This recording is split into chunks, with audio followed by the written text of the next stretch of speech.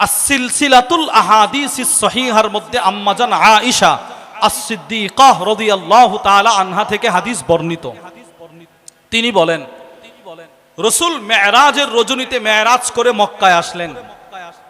সমস্ত কাফেররা নবীরে বলে সে একটা গাঁজাখোর, নাউজুবিল্লাহ বলবেন না, সে মিথ্যুক। কেন? সে বলে সে নাকি মেরাজ করে এক রাত্রিতে বাইতুল মাকদিস থেকে আবার মক্কায় চলে আসছে। এটা আমরা বিশ্বাস করতে পারি না। আমরা যেখানে বাইতুল মাকদিসে যেতে হলে সপ্তাহের পর সপ্তাহ লেগে যায়, সেখানে সে নাকি এক রাত্রিতে ফিলিস্তিন থেকে আবার মক্কায় চলে আসছে, এটা আমরা বিশ্বাস করি না। সব কাফেররা মিলে পরামর্শ করে বলে, আসো আমরা তার যে একটা বন্ধু আছে আবু বকর সিদ্দিক, হের কাছে যাই, হেরে গিয়ে এই কথাটা বলি, দেখি সে এই ব্যাপারে কি বলে। সমস্ত কাফেররা আবু বকর সিদ্দিকের কাছে গেলেন। তখনও আবু বকর জানে না রাসূল যে রাত্রিতে মেরাজ করে আসছে। সিদ্দিক আকবরকে গিয়ে বলে, ফাহাল্লাকা ইলা সাহিবিক ইয়াজআম আন্নাহু উসরিয়া বিহাদিহিল লাইলা, তোমার বন্ধু মুহাম্মদ সাল্লাল্লাহু আলাইহি ওয়াসাল্লাম সম্পর্কে তোমার কি অভিমত? সে বক্তব্য দিচ্ছে সে নাকি গত রাত্রে বাইতুল মাকদিস থেকে আবার মক্কায় আসছে, তুমি কি এটাও বিশ্বাস করো? আবু বকর সিদ্দিক বলে, আমার দোস্ত তো কম বলছে, কম। সে যদি বলতো আমি এক রাত্রিতে প্রথম আকাশ, দ্বিতীয় আকাশ, তৃতীয় আকাশ, সিদরাতুল মুনতাহা, জান্নাত জাহান্নাম দেখে আসছি, আর পৃথিবীর কোন মানুষ যদি এটাও বিশ্বাস না করতো, আমি আবু বকর প্রথম শোনাতেই বিশ্বাস করে ফেলতাম। এই যে কথাটা রসুলের কানে আসছে, নবীজি আবু বকর সিদ্দিকরে ধরে বলে, আবু বকর, সমস্ত নবীদের মুসাদ্দিক আমি, সমস্ত নবীদের আসমানি কিতাবের মুসাদ্দিক আমি, আমার কিতাব কোরআন, কিন্তু আমার মুসাদ্দিক ছিল না। আমার মনে একটা কষ্ট ছিল, এখন আমি বুঝতে পেরেছি আল্লাহ আপনাকে আমার মুসাদ্দিক বানিয়ে দিয়েছে। ওয়াল্লাযী জাআ বিসসিদকি ওয়া সাদ্দাকা বি, এই কথাটাই রাসূল ওমর ইবনুল খাত্তাবকে বলতেছেন। তোমরা সবাই যেদিন আমারে বলেছিলে আমি মিথ্যুক, সেদিন যেই লোকটা আমাকে বলেছিল সত্যবাদী, এ হচ্ছে আমার আবু বকর, এ আবু বকর। এরপরে নবীজি বলে, ওয়া ওয়াসানি বিনাফসিহি ওয়া মালি, এই আবু বকর আমি নবীর সেবা করছে জানে মালে। এই আবু বকরের সেবার বর্ণনা স্বয়ং নবীজি দিলেন। রাসূল বলেন, পৃথিবীতে যত মানুষ আমাকে সেবা করেছে সবার বদলা আমি রাসূল দুনিয়াতে দিতে পেরেছি, কিন্তু আবু বকর আমাকে এতটাই সেবা করেছে তার বদলা আমি দুনিয়াতে দিতে পারি নাই।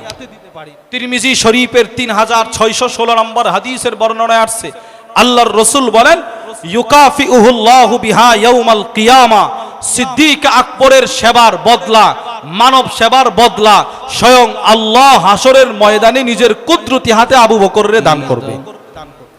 আলহামদুলিল্লাহ,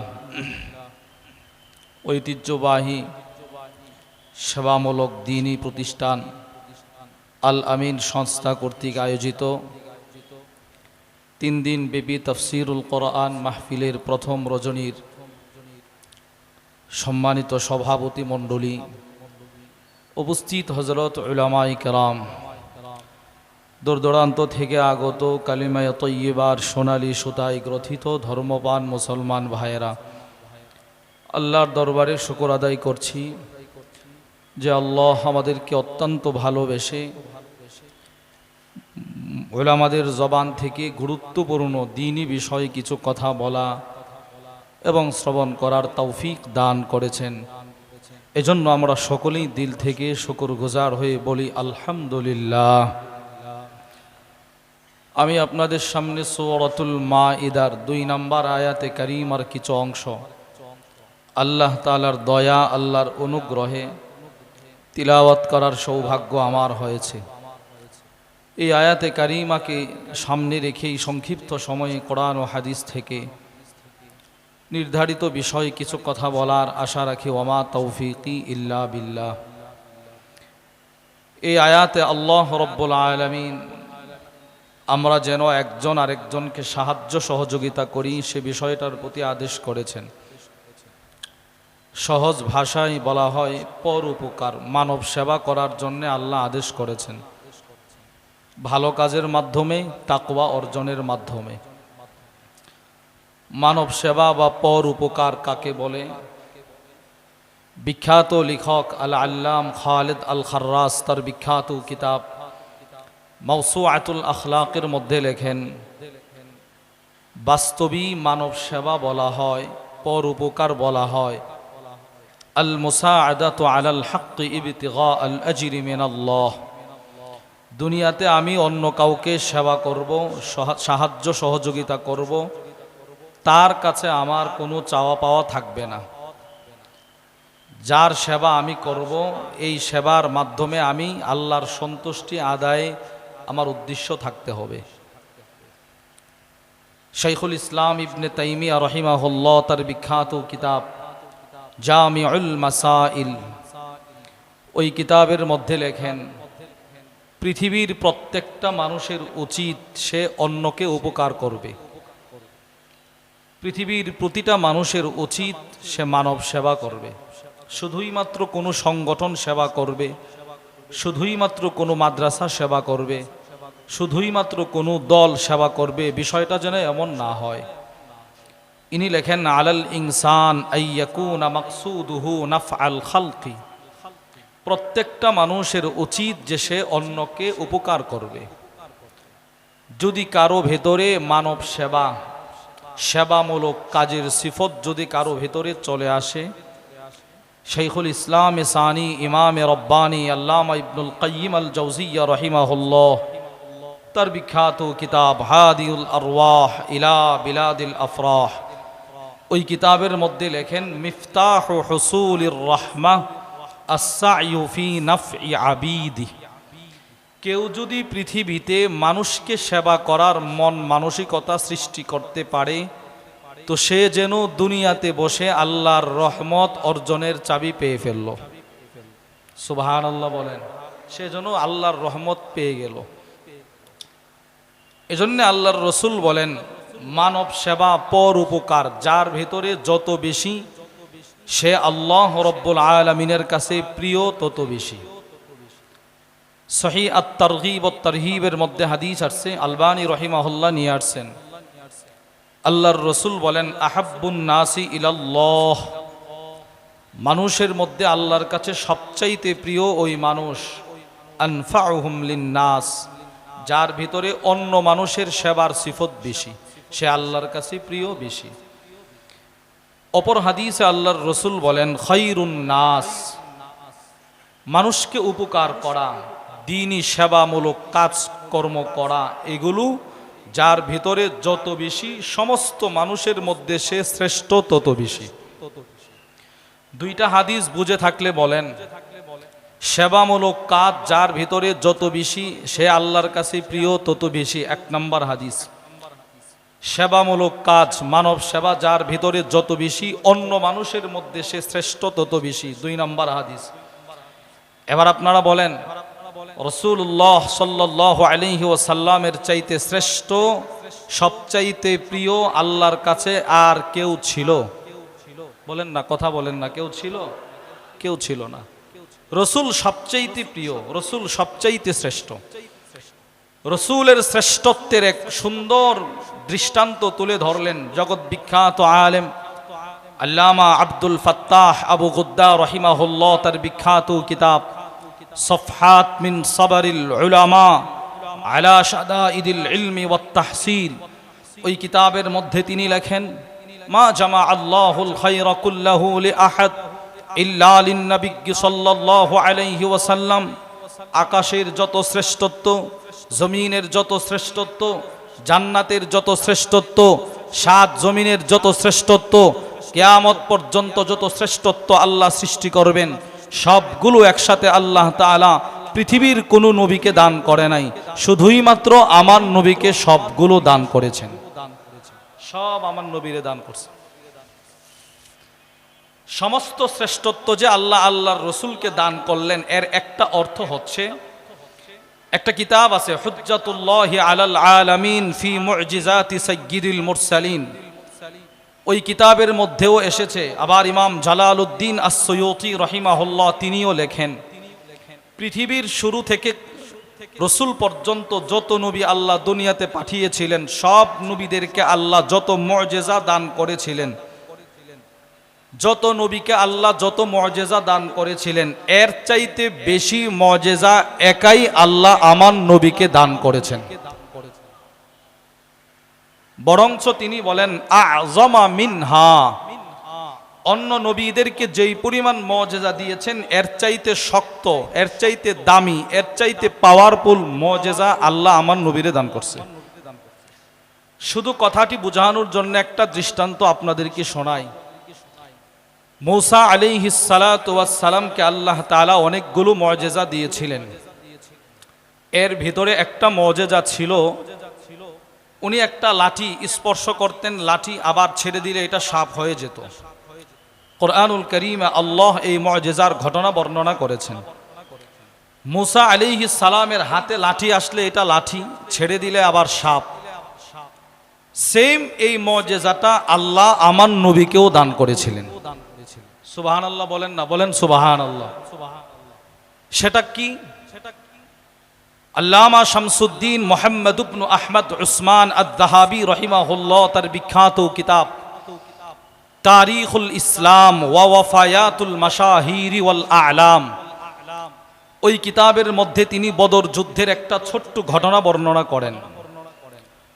রাসূলুল্লাহ সাল্লাল্লাহু আলাইহি ওয়াসাল্লামের এক সাহাবী নাম উকাশা ইবনে মিহসান রাদিয়াল্লাহু তাআলা আনহু, ওনার হাতে একটা ভাঙ্গা তরবারি ছিল। উনি যুদ্ধের ময়দানে যুদ্ধ করার জন্য তরবারি নিয়ে দৌড় দিছে। কাফেরের আঘাত প্রতিহত করতে গিয়ে ওনার তরবারিটা ভেঙে গেছে। উনি রসুলের কাছে আসলেন, এসে বললেন, ইয়া রাসূলুল্লাহ, ওগো আল্লাহর নবী, কদিন কাসার সাইফি, তরবারি যে একটা দিয়েছিলেন এটা তো ভেঙে গেছে, এখন আমি যুদ্ধ করব কি দিয়ে? সাহাবারা রসুলের দিকে তাকিয়ে আছেন। ফাআতাহু উরজুনাম মিন নাখলিন, রসুলের হাতে একটা খেজুরের ঢাল ছিল, খেজুরের ঢাল। প্রায় সময় নবীজির হাতে একটা খেজুরের ঢাল থাকতো, লাঠি অথবা খেজুরের ঢাল। রসুল তাকে খেজুরের ঢালটা দিলেন, দিয়ে বললেন, এই খেজুরের ঢাল দিয়ে এখন যুদ্ধ শুরু করো। সব সাহাবারা তাকায় আছে। ইমাম শামসুদ্দিন দাহাবি রহিমাহুল্লাহ লিখেন, এই উকাশা ইবনে মিহসান যেই মাত্র নবীর হাত থেকে খেজুরের ঢালটা তার হাতে নিলেন, ফাআদা বিইذনিল্লাহি ফি ইয়াদিহি সাইফা, তার হাতে যাওয়ার সাথে সাথে ঢাল তরবারি হয়ে গেছে। তো মূসা আলাইহিস সালামের হাতের স্পর্শে লাঠি সাপ, নবীজির হাতের স্পর্শে খেজুরের ডাল তরবারি। একটা ধারালো তরবারি দিয়ে শত শত সাপ মারা যাবে, কাটা যাবে, কিন্তু ভালো নবুয়াতি একটা তরবারি কোটি কোটি সাপ মিলেও ভাঙতে পারবে না। এই কথাটাই ইমাম জালালউদ্দিন আস-সুয়ুতি রাহিমাহুল্লাহ লিখেন, আযমা মিনহা, মূসার মুজিজার তুলনায় রাসূলের মুজিজার পাওয়ার বেশি। নবীজির তরবারি দিয়ে মূসার হাজার হাজার সাপ কাটা যাবে। আমি আপনাদেরকে যেই কথাটা বুঝাইতে চাইলাম, সমস্ত নবীদেরকে আল্লাহ যেই মুজিজা দিয়েছেন, একাই আমার রসুলকে আল্লাহ এর চাইতে বেশি দিয়েছেন। সবগুলো বলার সময় আমার হাতে নাই। এই যে শ্রেষ্ঠত্ব আল্লাহ আল্লাহর রসুলকে কেন দিলেন, এর অনেকগুলো কারণ। এর ভিতরে সবচাইতে বড় অন্যতম কারণ হচ্ছে, আমার নবীর ভিতরে মানব সেবার সিফত সবচেয়ে বেশি ছিল। রসুলের ভিতরে পরোপকার সবচেয়ে বেশি ছিল। বুখারী শরীফের 3 নম্বর হাদিসের বর্ণনায় আসছে, রাসূলুল্লাহ সাল্লাল্লাহু আলাইহি ওয়াসাল্লামের কাছে যখন ওহী আসতে শুরু করলো, নবীজি অসুস্থ হয়ে গেলেন, অস্থির। আম্মাজান খাদিজাতুল কুবরা রাদিয়াল্লাহু তাআলা আনহার ঘরে আসলেন, এসে বলে, খাদিজা, লাকাদ খাশিতু আলা নাফসি, হে খাদিজা, আমার শরীরটা যেন কেমন কেমন করছে। আম্মাজান খাদিজাতুল কুবরা রাদিয়াল্লাহু তাআলা আনহা তখন আল্লাহর রসুলকে সান্ত্বনা দিয়েছিলেন। সান্ত্বনা দিতে গিয়ে রসুলকে যে কথাগুলো বলেছিলেন, এর ভিতরে মানব সেবার সিফতগুলো নবীজির ফোটায়া তুলছিলেন। তিনি বলেছিলেন, ওগো আল্লাহর রসুল, আপনি ঘাবড়াবেন না, আপনি টেনশন করবেন না, আল্লাহ তাআলা আপনাকে লাঞ্ছিত করবে না। কেন? আপনি না মানুষের সেবা করেন? সুবহানাল্লাহ বলেন। আপনি না অসহায় মানুষকে সেবা দেন, অনাথ ফকির দরিদ্র যারা, এদেরকে না আপনি সেবা করেন, আল্লাহ আপনাকে লাঞ্ছিত করবে না। এজন্য পৃথিবীর ইতিহাসে আমার নবী একমাত্র ব্যক্তি, মুসলিম শরীফের 2311 নম্বর হাদিসের বর্ণনায় আসছে, রসুল পৃথিবীর ইতিহাসে একমাত্র ব্যক্তি যিনি তার 63 বৎসর জিন্দিগিতে কেউ নবীর কাছে কিছু চাইছে আর রসুল বলছেন নাই, মাফ করো, এই শব্দ আমার নবীর জিন্দিগিতে নাই। যে যখন যা চাইছে নবীজি তখন সেটা দিয়ে দিয়েছেন। কি পরিমাণ সেবা নবীজির ভেতরে ছিল। বুখারী শরীফের 1469 নম্বর হাদিসের বর্ণনায় আসছে, وعن أبي سعيد الخدري رضي الله تعالى عنه قال أبو سعيد الخدري বলেন إن ناسا من الأنصار سألوا رسول الله আনসার সাহাবাদের এক জামাত নবীর কাছে গিয়ে এদের মন মতো অনেক কিছু চাইলো। ওগো আল্লাহর নবী, আমি ফকির, আমি অনাথ, আমি দরিদ্র, আমার এটা দেন এটা দেন। এক জামাত মানুষ। ফাআতাহুম, রাসূল এরা যা যা চাইলো নবীজি তা তা দান করলেন। সুম্মা সাআলু, এরা আবার চাইলো, নবীজি আবার দান করলেন। সুম্মা সাআলু, এরা আবার চাইলো, নবীজি আবার দান করলেন। এক পর্যায়ে রসুল বলে হাত্তা মা নাফিদা ইন্দা, হাদিস বর্ণনাকারী সাহাবী বলেন যা ছিল নবীর কাছে দান করার মতো সব নবীজি দান করে শেষ করে দিয়েছেন। চিন্তা করেন কি পরিমাণ রসুল মানুষকে সেবা করতেন। 2 নম্বর দৃষ্টান্ত, বুখারী শরীফের 2093 নম্বর হাদিসের বর্ণনায় আসছে, وعن سهل بن سعد الساعدي رضي الله تعالى عنه قال হযরত সাহল ইবনে সাদ বলেন জাআত ইমরাআতুম বিবুরদাহ ইলা রাসূলিল্লাহ সাল্লাল্লাহু আলাইহি ওয়াসাল্লাম, এক মহিলা নবীজির কাছে একটা বুরদা নিয়ে আসছে। বুরদা কি সাহাবী নিজে আমাদেরকে চেনায়, হিয়া শামলা মানসুজুন ফি হাশিয়াতিহা, বুরদা বলা হয় এমন চাদর যেই চাদরের চতুর্দিকে কারুকার্য করা থাকে। এইরকম একটা চাদর এক মহিলা নবীর কাছে নিয়ে আসছে, এসে বলে ইয়া রাসূলুল্লাহ, ওগো আল্লাহর নবী, ইন্নী নাসাজতু হাদিহি বিয়াদি, আমি হতভাগা এই মহিলা আপনার জন্য এই চাদরটা নিজের হাতে বানিয়েছি, আপনি হাদিয়াটা গ্রহণ করেন। ফাআখাযাহান নবী সাল্লাল্লাহু আলাইহি ওয়াসাল্লাম মুহতাজান ইলাইহা, রাসূল চাদরটি খুব প্রয়োজন এই মনোভাব দেখায়া তার কাছ থেকে গ্রহণ করলেন। সাহাবারা বলেন রাসূল চাদরটা পরিধান করে সাহাবাদের মজমায় আসলেন। এক সাহাবী দাঁড়ায় বলে ইয়া রাসূলুল্লাহ, আপনার চাদরটা বড় সুন্দর, আমার চাদরটার বড় প্রয়োজন, আমারে দিয়ে দেন। সাথে সাথে আল্লাহর রসুল বললেন ঠিক আছে, চাদরটা তোমাকে দিয়ে দিব। সুম্মা রাজা, রসুল নিজের ঘরে চলে গেলেন। ফাতাওয়াহা, রসুল নিজের হাতে চাদরটা ভাঁজ করলেন। সুম্মা আরসালা বিহা ইলাই, নবীজি ওই সাহাবীর কাছে চাদরটি হাদিয়া পাঠায়া দিলেন। সে মাত্র চাইছে, নবীজি দিয়ে দিছে। এবার মজমায় উপস্থিত থাকা সকল সাহাবারা ওই সাহাবীকে উদ্দেশ্য করে বলে মা আহসানতা, তুমি কাজটা ঠিক করো নাই। রসুলের কাছে কেবল মাত্র নতুন চাদরটা হাদিয়া আসছে, তুমি চায়া বসলা, তুমি কাজটা ঠিক করো নাই মিয়া।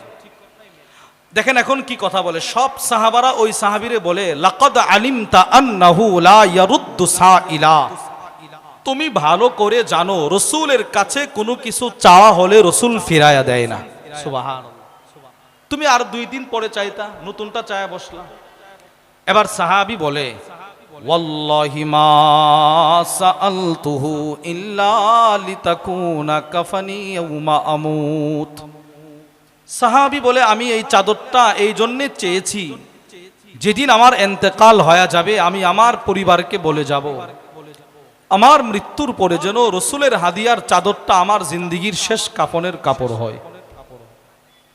আমার দিল বলে নবীজির চাদর যদি আমার জিন্দেগীর শেষ কাফনের কাপড় হয় তা আমাকে আল্লাহ মিজান সহজ করে দিবে। হযরত সাহল ইবনে সাদ হাদিস বর্ণনাকারী সাহাবী বলেন ফাকানাত কাফানাহু, এই সাহাবী যেদিন ইন্তেকাল করলেন আমি তার লাশের উপরে তাকায়া দেখি তার শরীরে রসুলের দেওয়া হাদিয়ার চাদরটি ছিল তার শেষ কাফন। আমি এই হাদিস থেকে আপনাদেরকে যেই কথাটা বুঝাইলাম, নতুন চাদর মাত্র নবীর কাছে আসছে, সাহাবী একজন চাইছে, রসুল বলে নাই যে কয়দিন পরে দেব, সাথে সাথে নবীজি খুলে দিয়ে দিছে। তো আমার নবীজির ভিতরে মানব সেবা ছিল কিনা বলেন, বলেন না ছিল কিনা? রসুলের কাছ থেকে এই সিফত গ্রহণ করেছেন সিদ্দিক আকবর রাদিয়াল্লাহু আনহু। বুখারীর হাদিসের বর্ণনায় আসছে, আবু দারদা রাদিয়াল্লাহু তাআলা আনহু বলেন, কুনতু জালিসান ইনদান নবী সাল্লাল্লাহু আলাইহি ওয়াসাল্লাম, আমি নবীজির কাছে বসা, ইয আকবালা আবু বকরিনিস সিদ্দিক, সিদ্দিক আকবর নবীর দরবারে ঢুকলেন, আখিদাম বিতারফি সাউবি, নিজের কাপড়ের একটা কর্নার এভাবে উপরে উঠায়া উঠায়া নবীর দরবারে ঢুকলেন। রসুল আবু বকর সিদ্দিকের চেহারা দেখে সাহাবাদেরকে বললেন, আম্মা সাহিবুকুম ফাকাদ গামারা, এই সাহাবারা, তোমাদের সাথী আবু বকর এই মুহূর্তে কোথাও না কোথাও ঝগড়া করে আসছে। আবু বকর সিদ্দিক নবীর দরবারে ঢোকে রসুলকে সালাম দিলেন আর বললেন, ওগো আল্লাহর নবী, হ্যাঁ আমি ঝগড়া করে আসছি। কার সাথে করলে? ইন্নী কানা বাইনি ওয়া বাইনা ইবনুল খাত্তাব শাইউন, আমার আর উমরের মাঝখানে একটা বিষয় ভুল বোঝাবুঝি হয়েছে, তর্ক বিতর্ক হয়েছে। ফাআসরাতু ইলাই, উমরের সাথে আমার যেই ভুল বোঝাবুঝি হয়েছে বা ঝগড়া হয়েছে, সেই ঝগড়াটার মূল অপরাধটা প্রথমে আমি আবু বকর করেছি, নিজেকে নিজে অপরাধী বানাইছি। ফাসাআলতুহু আইয়াগফিরা লি, অপরাধ যেহেতু প্রথমে আমি করেছি, আমি উমরের কাছে ক্ষমা চেয়েছি। ফাআবা আলাইয়া, উমর আমাকে ক্ষমা করে নাই। উমর বলে, না আমি আপনারে ক্ষমা করব না। ওগো আল্লাহর রসুল, উমর যেহেতু ক্ষমা করে নাই, ফাআকবালতু ইলাইক, আমি আপনার কাছে চলে আসছি। আল্লাহর রসুল সিদ্দিক আকবরের হাত ধরে বললেন, ইয়াগফিরুল্লাহু লাকা ইয়া আবা বকর, আল্লাহ উমর আমার আবু বকররে ক্ষমা করে নাই, আপনি আমার আবু বকররে ক্ষমা করে দেন। তিনবার এই দোয়াটি করলেন। সুম্মা ইন্না উমর নাদিমা, ওই দিক দিয়ে হযরত উমরও লজ্জিত হইল, হায় হায় কাজটা করলাম কি, সিদ্দিক আকবরের মতো ব্যক্তিরে আমি ক্ষমা করি নাই, আমি কাজটা ঠিক করি নাই। কেন? রসুলের পরে, সমস্ত নবীদের পরে কুল কায়নাতের মধ্যে সবচেয়ে দামি মানুষ হচ্ছে আবু বকর সিদ্দিক। ইমাম ইবনে কাসির রহিমাহুল্লাহ তার বিখ্যাত কিতাব উলুমুল হাদিস সংক্রান্ত কিতাব ইখতিসার উলুমিল হাদিসের মধ্যে লেখেন, আফদলুল খালকি বা'দাল আম্বিয়া আবু বকরিনিস সিদ্দিক, সমস্ত নবীদের পরে সবচাইতে দামি মানুষ হচ্ছে আবু বকর সিদ্দিক। উমর বলে, আমি তারে ক্ষমা করি নাই, কাজটা ঠিক করি নাই। দৌড়ায়া উমর ইবনুল খাত্তাব রাদিয়াল্লাহু আনহু আবু বকর সিদ্দিকের বাড়িতে গেলেন, গিয়ে প্রশ্ন করলেন, আসাম্মা আবু বকরিন, আবু বকর কি ঘরে আছেন? ফাকালু লা, ঘর থেকে জবাব আসলো আবু বকর ঘরে নাই। উমর বুঝতে আর বাকি রইল না, আবু বকর নবীর দরবারে চলে গেছে। ফাআতা ইলা রাসূলিল্লাহি সাল্লাল্লাহু আলাইহি ওয়াসাল্লাম, উমর নবীজির দরবারে গেলেন, ফাসাল্লামা, গিয়ে সালাম দিলেন। আল্লাহর রাসূল যেই মাত্র উমরকে দেখলেন, ফাজাআলা ওয়াজহুন নবী সাল্লাল্লাহু আলাইহি ওয়াসাল্লাম ইয়াতামাআর, আল্লাহর নবীর চেহারা উমরে দেখা রাগে লাল হয়ে গেছে। এই পরিমাণ রাগ নবীজি করলেন, হাত্তা আশফাকা আবু বকরিন, রাসূলের রাগ দেখা সিদ্দিক আকবর থরথর করে কম্পন শুরু করে দিলেন। ফাজাসা আলা রুকবাতাই, নিজের দুইটা হাঁটু মাটিতে গেড়ে বসে বললেন, ইয়া রাসূলুল্লাহ, আমার ভাই উমরের কোনো দোষ নাই, ওয়াল্লাহি আনা কুনতু আজলাম, আল্লাহর কসম অপরাধটা প্রথমে আমি আবু বকর করেছি, উমরের কোনো দোষ নাই, আপনি উমরের মাফ করে দিন। তখন আল্লাহর রাসূল চোখের পানি ছেড়ে দিয়ে ভারাক্রান্ত হৃদয় নিয়ে একটা ছোট্ট বক্তব্য দিয়েছিলেন। রাসূল বলেছিলেন, ওমর, আবু দারদা, উসমান, আলী, শোনো, ইন্নাল্লাহা বা'সানি ইলাইকুম ফাকুলতুম কাযাবতা, যেদিন আল্লাহ আমাকে তোমাদের কাছে নবী করে পাঠিয়েছিল, তোমরা সবাই বলেছিলে আমি মিথ্যুক। উমর, তুমি আমার মাথা কাটার জন্যও দাঁড়িয়ে গিয়েছিলে, পৃথিবীর সব মানুষ যেদিন আমাকে মিথ্যুক বলেছিল, ওই দিন যেই মানুষটা সর্বপ্রথম আমারে দেখা বলেছিল আমি সত্যবাদী, ওই মানুষটা হচ্ছে আমার আবু বকর সিদ্দিক। সে আমাকে সত্যবাদী বলে আমাকে সত্যায়ন করেছিল। কি সেই সত্যবাদী, কি সেই সত্যায়ন, সেটা বুঝতে হলে আমাদেরকে আরেকটা আলোচনা বুঝতে হবে। প্রত্যেক নবীর আগের নবীকে বলা হয় মুবাশশির। বলেন তো, প্রত্যেক নবীর আগের নবীকে কি বলা হয়? আপনারা বলেন না, মুবাশশির বলেন। কি মুবাশশির? মুবাশশির শব্দের অর্থ হচ্ছে সুসংবাদ প্রদানকারী। প্রত্যেক নবীর পরের নবীকে বলা হয় মুসাদ্দিক, সত্যায়নকারী। নবী যদি নবী হতে চায়, এক দৃষ্টিকোণ থেকে ওনার মুবাশশিরও থাকতে হবে, ওনার মুসাদ্দিকও থাকতে হবে। ওনার আগেও একজন নবী থাকতে হবে, ওনার পরেও একজন নবী থাকতে হবে। ওনার আগের নবীর কাজ হচ্ছে পরের নবী যে আসবে নবী হিসাবে এটার সুসংবাদ দেওয়া, আর পরের নবীর কাজ হচ্ছে পূর্বে একজন নবী যে ছিল এটাকে সত্যায়ন করা। এটা সামনে আসলে আমরা নির্দ্বিধায় বলতে পারি, সবচেয়ে পৃথিবীর ইতিহাসে নিকৃষ্ট মানুষ গোলাম আহমদ কাদিয়ানি। এর আগেও কোনো নবী নাই, এর পরেও মানে এই যে সে যে নিজের নবী দাবি করে, আমার রসুলের পরে এর আগেও কোনো নবী নাই, এর পরেও কোনো মুসাদ্দিক নাই। তাকে আমরা কোনোভাবেই নবী হিসাবে মানতে পারি? আরে বলেন না, মানতে পারি? পৃথিবীর ইতিহাসে তারপরে আর কোনো নবী আসছে? আমার নবীর পরে আর কোনো নবী আসেনি? আরে জোরে বলেন না, আমার নবীর পরে কোনো নবী আসেনি। যেখানে আমার নবীর পরে আর নবী নাই, প্রথম কথাতেই তো কাদিয়ানির নবীদের এদের মুবাশশির নাই, আর এর পরেও তো কোনো নবী নাই, এটা এরাও বলে, এদের মুসাদ্দিকও নাই। তাকে আমরা নবী মানতে পারি না, কখনোই মানতে পারি না। বরং তাকে যারা নবী মনে করবে সে নিশ্চিত কাফের হয়ে যাবে, সে কাফের হয়ে যাবে। তো প্রত্যেক নবীর আগের নবীকে বলা হয় মুবাশশির, পরের নবীকে মুসাদ্দিক। পৃথিবীর শুরু থেকে আমার নবী পর্যন্ত সমস্ত নবীরা আমার রসুল যে দুনিয়াতে আসবে এটার সুসংবাদ দিয়েছে কিনা বলেন? দিয়েছে। সমস্ত নবীরা হচ্ছে আমার নবীর মুবাশশিরিন। কিন্তু আমার রসুলের পরে আর কোনো নবী নাই, সেই হিসাবে আমার নবীর মুসাদ্দিকও নাই। আল্লাহ তো সত্যায়ন করছেন, কোরআন সত্যায়ন করছে, হাদিস সত্যায়ন করছে, কিন্তু আমার নবীর পরে কোনো নবী নাই যে মুসাদ্দিক করবে। আল্লাহ তাআলা নবুয়াতের সেই মুসাদ্দিকের চেয়ারে আল্লাহ আবু বকর সিদ্দিককে বসায়া দিয়েছেন। সেটা কিভাবে? আস-সিলসিলাতুল আহাদিসিস সহিহার মধ্যে আম্মাজান আয়েশা আস-সিদ্দিকাহ রাদিয়াল্লাহু তাআলা আনহা থেকে হাদিস বর্ণিত। তিনি বলেন, রাসূল মেরাজের রজনীতে মেরাজ করে মক্কায় আসলেন। সমস্ত কাফেররা নবীরে বলে সে একটা গাঁজাখোর। নাউজুবিল্লাহ বলবেন না, সে মিথ্যুক। কেন? সে বলে সে নাকি মেরাজ করে এক রাত্রিতে বাইতুল মাকদিস থেকে আবার মক্কায় চলে আসছে। এটা আমরা বিশ্বাস করতে পারি না। আমরা যেখানে বাইতুল মাকদিসে যেতে হলে সপ্তাহের পর সপ্তাহ লেগে যায়, সেখানে সে নাকি এক রাত্রিতে ফিলিস্তিন থেকে আবার মক্কায় চলে আসছে, এটা আমরা বিশ্বাস করি না।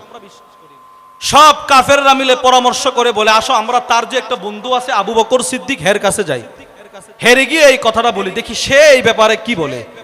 সমস্ত কাফেররা আবু বকর সিদ্দিকের কাছে গেলেন। তখনও আবু বকর জানে না রসুল যে রাত্রিতে মেরাজ করে আসছে। সিদ্দিক আকবরকে গিয়ে বলে, ফাহাল্লাকা ইলা সাহিবিক ইয়াজআম আন্নাহু উসরিয়া বিহাদিহিল লাইলা, তোমার বন্ধু মুহাম্মদ সাল্লাল্লাহু আলাইহি ওয়াসাল্লাম সম্পর্কে তোমার কি অভিমত? সে বক্তব্য দিচ্ছে সে নাকি গত রাত্রে বাইতুল মাকদিস থেকে আবার মক্কায় আসছে, তুমি কি এটাও বিশ্বাস করো?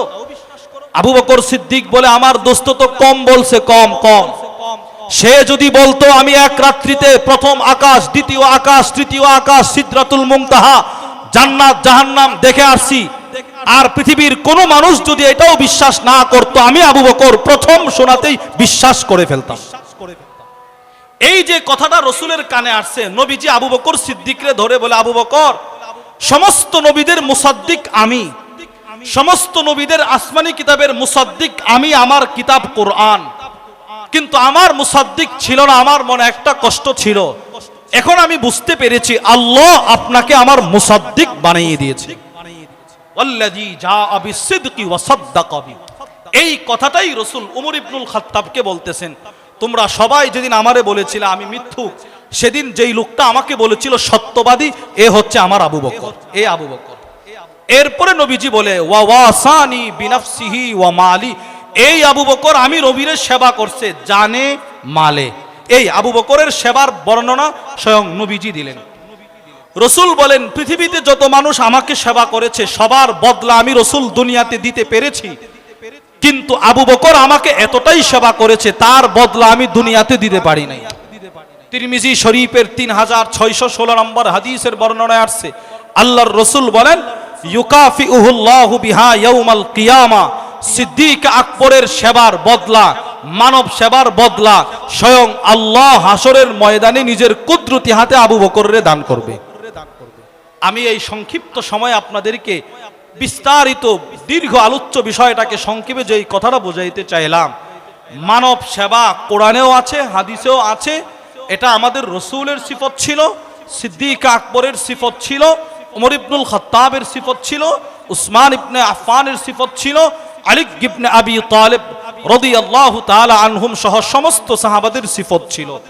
এই সিফত যদি আপনি আপনার ভেতরে আনতে পারেন, আপনি একজন মানুষকে সেবা করবেন কতদিন?